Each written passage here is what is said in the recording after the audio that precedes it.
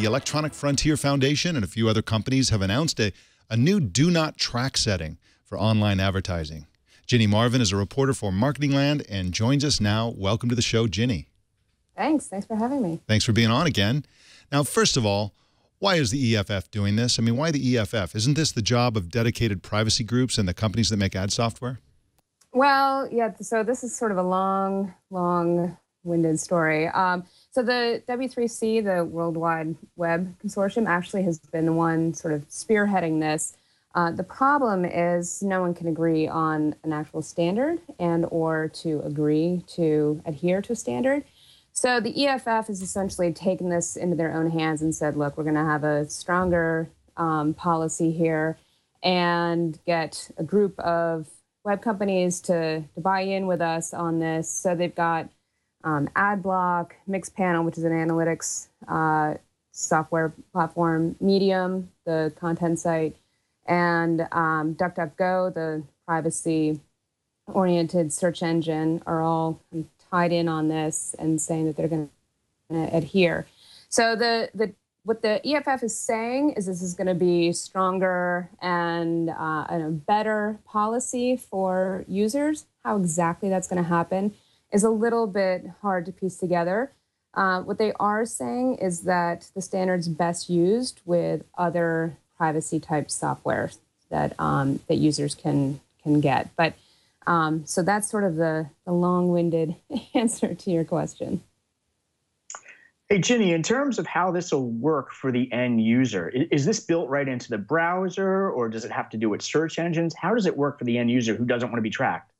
Right, great question. So it works the same way. So it's basically a header request in your browser. So whether that's Chrome or Firefox, when you go to the options section in your browser, you can say, don't track me. Or I think it's something like that the language is there under the privacy settings within your browser. So what that's supposed to do is tell the sites that you visit that please don't track me. And this is where it gets a little bit fuzzy because whether the site themselves tracks you or whether they pass that on your data onto all the kind of networks, ad exchanges, all those third parties that are engaging on that site through advertising and targeting ads with your data, it sort of gets that murky water happens as soon as you visit a site because you're obviously not just visiting Yahoo. You're, all those ad networks are plugged in there as well. So that's sort of where this gets muddy. And so Yahoo, what the EFF is saying is the sites themselves shouldn't be tracking. If they want to get consent to have that and share it with third parties, that's still feasible. So that's kind of how that all works. But it's a setting in the browser. And this is routinely ignored by the big ad companies, right? I mean, don't they just say, we don't believe in this? What are the reasons for ignoring what users clearly want? Yeah, so the main thing you'll hear, so it's not in their best interest as a business proposition necessarily to be adhering to do not track when their businesses are based on serving personalized, targeted ads.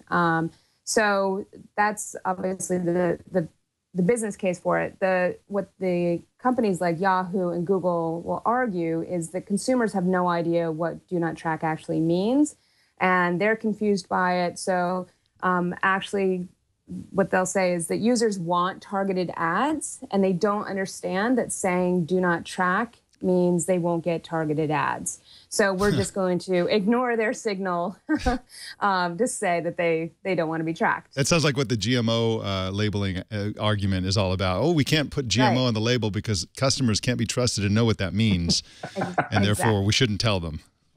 Yes, exactly. Yes, we will ignore their supposed wishes because they don't actually understand what they're wishing for. Yeah. So, hey, Jenny, a follow-up question when it comes to media companies. Hypothetically speaking, say I ran a media website, right, that included advertising on it. Could I control this do not follow, do not sort of disturb, do not track capability? Or is it really the ad network and up to the ad network that's plugged into the system whether or not to control this? Great question. And it depends. So that's I think really where the murkiness gets. So it's kind of up to everyone. And so what happens a lot of times is the ad networks would say, well, I got consent from this user when they were on another site. So now that they're on your site that you've said do not track, you want to adhere to do not track, well, they're already my user. I basically already have their consent. So I'm still going to use their data. So you can see where this big circle gets really messy. Murkiness is what online advertising is all about, I guess. You know, what I want personally is I want a go ahead and track button, but give me relevant advertising, for crying out loud. I'm giving you all my data. Give me something.